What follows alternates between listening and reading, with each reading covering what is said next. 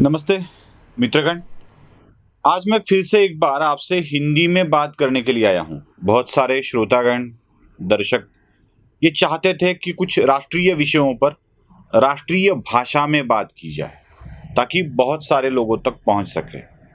वैसे तो मराठी में बोलते वक्त एक प्रॉब्लम ऐसे हो जाती है कि तू तड़ाक वाली भाषा हिंदी में भी आ जाती है, इसलिए थोड़ा सा हिंदी को समझ कर चलिए। उतनी हिंदी मेरी अच्छी नहीं है। हमारे मराठी में एक कहावत है, जो दुसऱ्यावरी विसंबला त्याचा कार्यभाग बुडाला। इसका मतलब है जिसने दूसरों के ऊपर जितना ज्यादा भरोसा किया वो उतना ही डूबता चला जाता है। मतलब किसके ऊपर कितना भरोसा करना चाहिए ये हमें खुद ही तय करना पड़ता है। ठीक ऐसी ही बात भारत की राजनीति में है। जिसने भारतीय राजनीति में गांधी इस नाम पर भरोसा किया है, उसकी राजनीतिक नैया मानो डूब गई है। किस तरह से होता है यह राजनीति का खेल, जरा आप समझिए। जिसने भी गांधी परिवार पर भरोसा किया, गांधी परिवार को साथ लिया, उसका पूरा राजनीतिक करियर चौपट हो गया है। मैं ये सिर्फ कहने के लिए या दावा करने के लिए नहीं कह रहा हूं, बल्कि आपके सामने पूरे उदाहरण भी प्रस्तुत करूंगा। 3 चीजों पर हम ध्यान देंगे जो गांधी के साथ रहे। एक, दूसरा जिन्होंने गांधी का साथ छोड़ा, और तीसरा जिन्होंने कांग्रेस पक्ष में रहते हुए भी, कांग्रेस पार्टी में होते हुए भी गांधी से विरोध किया। क्या क्या कुछ हुआ है इन तीनों वर्ग के लोगों के साथ, इसी को जरा ठीक से हम समझ लेते हैं। चलो, जिन्होंने गांधी को साथ लिया है उनके बारे में पहले बात करते हैं। कुछ नाम ऐसे हैं जिन्होंने अपना प्रभाव छोड़कर गांधी के साथ मिलते हुए, मतलब कांग्रेस के साथ जाते हुए, अपना कुछ राजनीतिक जीवन अच्छा होगा ऐसा समझा है। उनके साथ क्या क्या हुआ है। पहले हम बात करते हैं उत्तर प्रदेश के राजनीति की। जिसने उत्तर प्रदेश के राजनीति में गांधी का साथ लिया, उसकी नैया डूब गई है। पहले तो अखिलेश को ही ले लेते हैं। अखिलेश अपने बलबूते पर समाजवादी पार्टी की सत्ता उत्तर प्रदेश में लाए हुए थे। लेकिन हुआ क्या, उन्हें ऐसा लगा कि अगर हमें सत्ता फिर से चाहिए, उत्तर प्रदेश के राजनीति की कमान फिर से अपने हाथ में चाहिए, तो कांग्रेस को साथ लेना चाहिए। वैसे तो कांग्रेस डूब ही रही थी, लेकिन उसी डूबती नैया में अखिलेश बाबू शामिल हो गए। हुआ क्या, अखिलेश बाबू के समाजवादी पार्टी की नैया भी डूब गई और वहां योगी आदित्यनाथ की सरकार आ गई। एक अखिलेश अकेले उदाहरण है, ऐसा नहीं है।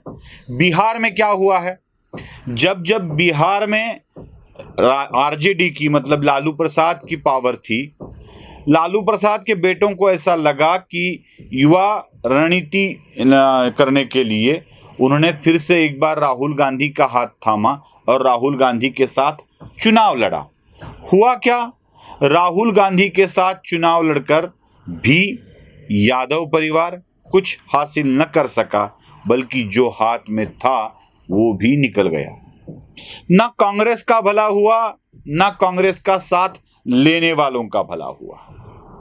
महाराष्ट्र के राजनीतिज्ञ शरद पवार, जो बहुत नामी गिरामी हस्ती है महाराष्ट्र के राजनीतिक क्षेत्र की, शरद पवार जी ने कांग्रेस भले ही छोड़ दी हो, लेकिन सत्ता को पाने के लिए, सत्ता में बने रहने के लिए फिर से एक बार गांधी का हाथ पकड़ा और 10 साल तक वो कृषि मंत्री रहे। अभी इसी शरद पवार की हालत देखिए, वो महाराष्ट्र में खुद के पार्टी को कभी भी 1 नंबर की पार्टी बना नहीं पाए हैं। वो आज तक खुद के अलावा, कांग्रेस में थे तब, वो छोड़कर या कांग्रेस को एक बार छोड़कर किसी और व्यक्ति को वो मुख्यमंत्री बना नहीं पाए हैं। आज भी अगर महाविकास आघाड़ी के माध्यम से अगर शरद पवार को अपने पार्टी का सीएम बनवाना है, या अपनी बेटी को सीएम बनवाना है तो उन्हें कांग्रेस का साथ चाहिए ही चाहिए। अगर कांग्रेस की मंजूरी मिलती है तो ही शरद पवार अपने पार्टी का सीएम बना पाएंगे, अन्यथा आज भी शरद पवार अपने पार्टी को एक नंबर महाराष्ट्र में बनाना नहीं सीखे, बना नहीं पाए और ना ही अपने पार्टी का सीएम महाराष्ट्र में बना पाए। सचिन पायलट की बात देखिए। राजस्थान में सचिन पायलट ने एक बार गांधी का साथ छोड़ने की कोशिश की। उनके मन में यह विचार आया कि क्यों न गांधी का साथ छोड़ा जाए और कुछ अपनी अलग राह पकड़ी जाए। मना लिया गया और वो फिर से गांधी के साथ हो गए। अब जो सचिन पायलट के हाथों से निकल गया है वो भी वो पा न सके और आज तक सचिन पायलट राजस्थान में अपना सत्ता का हिस्सा मांगते हुए लड़ रहे हैं। मतलब जिस व्यक्ति ने गांधी परिवार का साथ लिया या दिया उसके हाथ में कुछ भी नहीं आया है। अब चलो दूसरे पायदान पे चलते हैं। जिन्होंने गांधी का साथ छोड़ा है उनके पल्ले क्या पड़ा है। जो लोग गांधी का साथ छोड़कर चले गए आजकल वो अच्छी जिंदगी बसर कर रहे हैं। पहले चलते हैं बंगाल में। ममता बनर्जी कांग्रेस की एक बहुत बड़ी नेता थी, जिन्हें कभी भी वामपंथियों के खिलाफ लड़ते हुए कांग्रेस ने अच्छा बल नहीं दिया, ना उनका नेतृत्व पश्चिम बंगाल में पनपने दिया।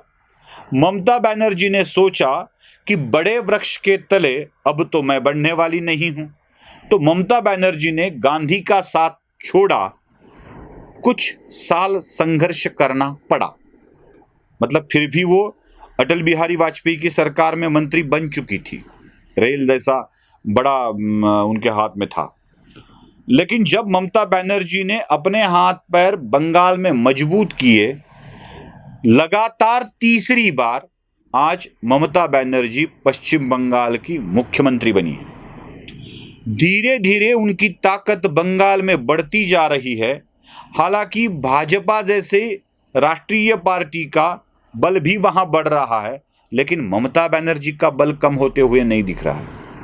कांग्रेस 0 तक आ गई, वामपंथियों का नामो निशान नहीं बचा है। ममता बनर्जी ने बहुत अच्छी तरह से बंगाल में अपना धाक जमा लिए। अब ममता बनर्जी अगर गांधी को छोड़कर सक्सेसफुल राजनीति कर सकती है तो और भी कुछ नाम है। आंध्र प्रदेश में वाईएस राजशेखर रेड्डी जब एक हादसे के शिकार हुए तो उनके पुत्र को ना आंध्र प्रदेश का नेता माना गया, ना उन्हें कांग्रेस की तरफ से बल दिया गया। तो जगन मोहन ने कांग्रेस और गांधी का साथ छोड़ना तय कर लिया।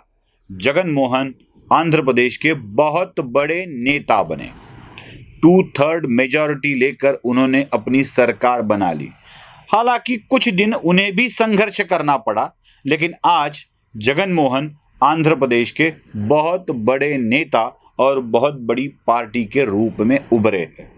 गांधी का साथ छोड़ा, ममता बनर्जी को यश मिला, जगन मोहन को यश मिला। मध्य प्रदेश के ज्योतिरादित्य सिंधिया की बात करते हैं।